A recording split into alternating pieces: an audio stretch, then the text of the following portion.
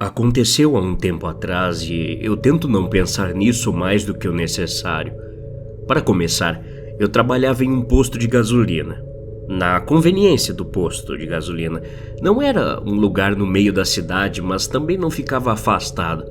Era uma daquelas áreas intermediárias estranhas, onde a maioria das coisas que tem por ali são casas populares, lanchonetes e postos de gasolina, como o que me contratou. O posto ficava em uma estrada de 2 pistas que não era muito longe de uma rodovia principal. Muitas pessoas paravam para abastecer ali, a caminho da praia no fim de semana ou apenas de passagem a caminho das cidades ao nosso redor. Mas isso tudo era durante o horário normal. Uma vez que o sol ia embora, era quando a diversão realmente começava. Era quando todas as aberrações apareciam. Tarde da noite, todos os clientes mais sombrios mostravam seus rostos repulsivos. Os bêbados tropeçavam pelas portas e iam direto para a parede dos fundos, onde guardávamos todo o álcool. Adolescentes menores de idade entravam sorrateiramente tentando comprar cigarros. Eu pedia documento a todos eles, e alguns dos documentos que me mostravam pareciam falsos, outros não. Para ser honesto, eu realmente não me importava. Se eles queriam destruir a própria saúde, era problema deles. Os maconheiros também entravam e se enchiam de batatas fritas e sorvete. Uma vez, um cara roubou uma lojinha que fica bem na frente do posto por volta da meia-noite. Então ele saiu da loja e ficou parado no estacionamento do posto, provavelmente esperando a polícia aparecer para ir embora. Eu o segui para fora e despretensiosamente perguntei o que ele estava fazendo parado ali. Ele olhou para mim e disse que só queria um lugar para passar a noite. Falei então que se ele quisesse sobreviver, seria melhor sair dali imediatamente. O cara ficou com medo e desceu a pequena estrada. Ouvi sirenes não muito tempo depois. Mas acho que devo falar o principal motivo de eu ter largado aquele emprego. Isso tudo que te falei não foi nada perto do que aconteceu. Bom, eu tenho tendência a ignorar tudo isso. Tento não pensar muito nesse cara. Mas vamos lá. Era mais um turno da noite, mais uma noite da minha vida passada atrás de um balcão de madeira barato. Era um desperdício de vida, mas estava fazendo isso por algum dinheiro, então ok. De qualquer maneira, eu estava melhor do que a maioria das pessoas que passavam por aquelas portas. Eram 2h20 ou mais da madrugada. Lembro-me de olhar entediado para o relógio, observando os ponteiros se mexerem lentamente. Foi quando ouvi a campainha da porta e olhei para avaliar a pessoa que acabara de entrar. Ele tinha um pouco mais de 1,5 m de altura e parecia ter 50 anos facilmente. Sua pele era flácida. Seus braços e pernas eram pontilhados de minúsculos pelos brancos, combinados com cabelos igualmente brancos que pendiam em longas mechas de sua cabeça. Era desgrenhado e emaranhado. Você sabe como fica o cabelo se você não toma banho por uns 2 dias?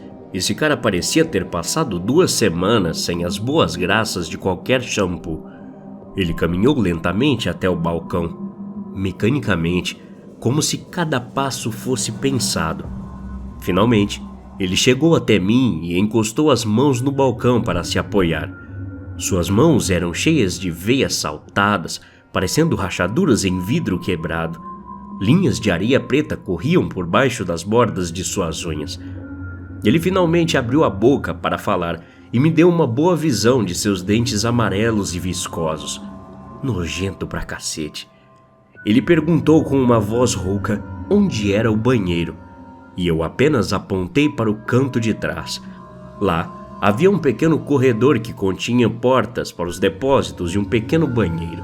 Ele se afastou naquela direção, e eu silenciosamente agradeci a Deus que o esquisito estava saindo de perto de mim.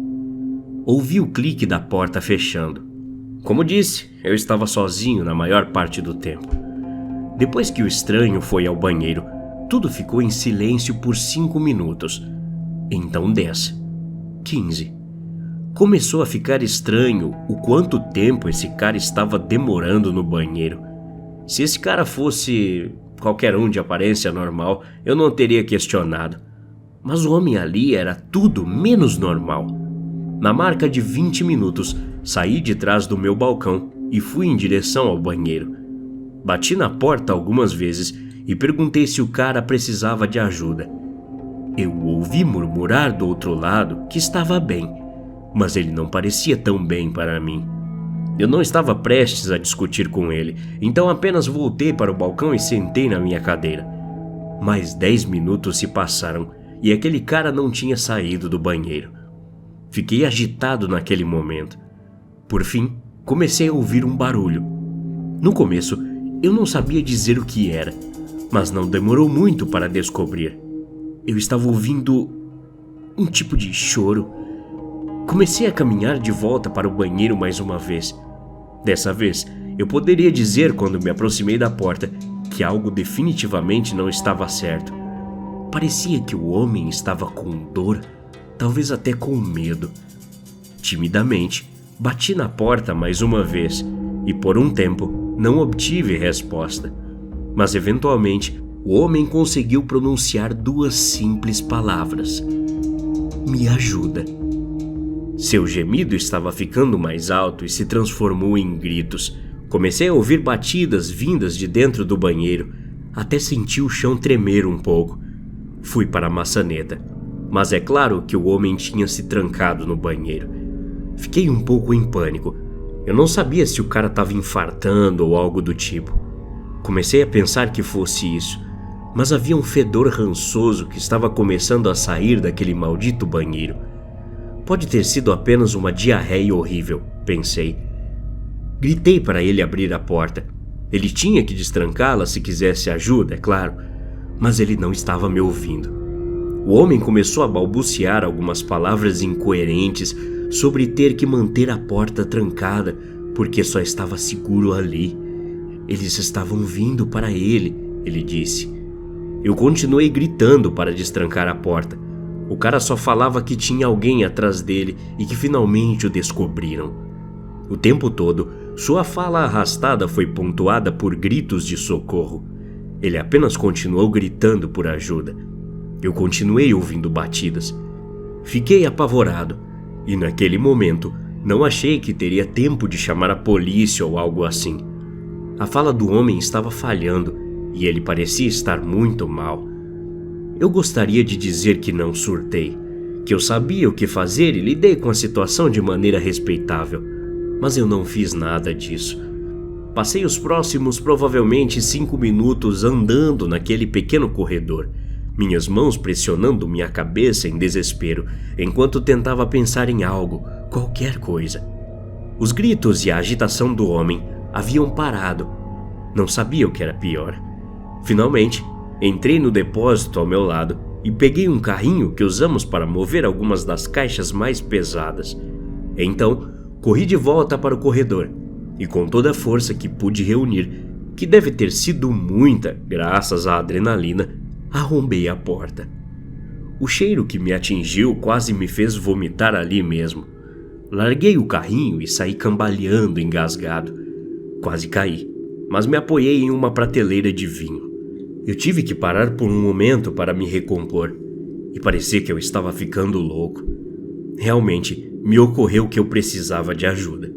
Então, fiz o que qualquer pessoa sensata teria feito tempos atrás. Chamei a polícia. Presumi o pior. No momento em que vi o homem, parecia que certamente estava morto. Ele estava esparramado no chão, suas costas caídas, curvando-se no espaço entre a parede e o chão. As juntas de seus dedos estavam muito ensanguentadas e haviam marcas de sangue na parede. Isso deixava bastante óbvio que ele estava socando a parede com toda a sua força. E claro, era óbvio o suficiente de onde vinha o cheiro. Embaixo do cara havia um líquido marrom. Eu ainda estava na linha com a polícia. Fiz o possível para descrever a cena para eles. Por mais que eu realmente não quisesse saber o que havia acontecido com aquele cara no banheiro, imaginei que ele ainda precisasse de ajuda.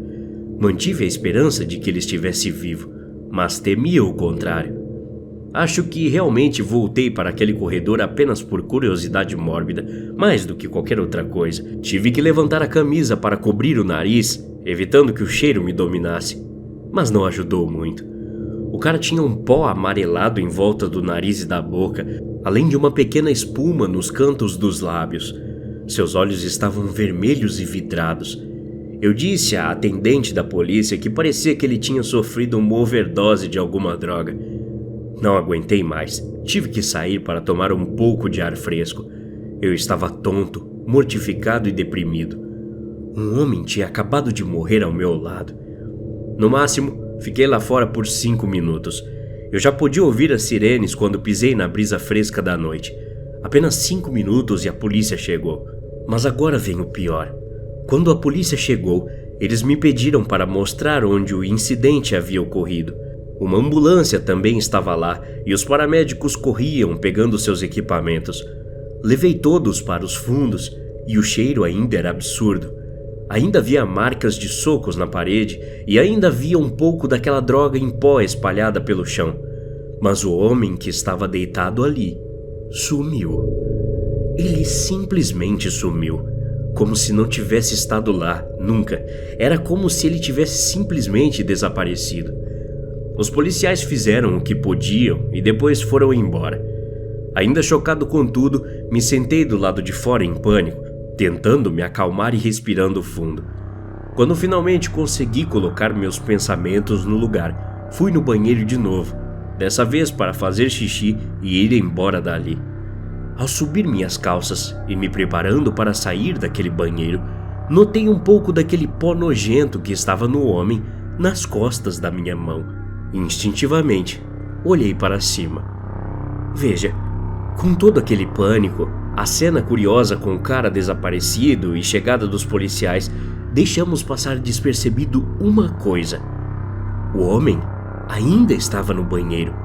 Ele não tinha desaparecido. Porém, ninguém tinha olhado para cima. Ele estava grudado no teto. Até a próxima. Obrigado.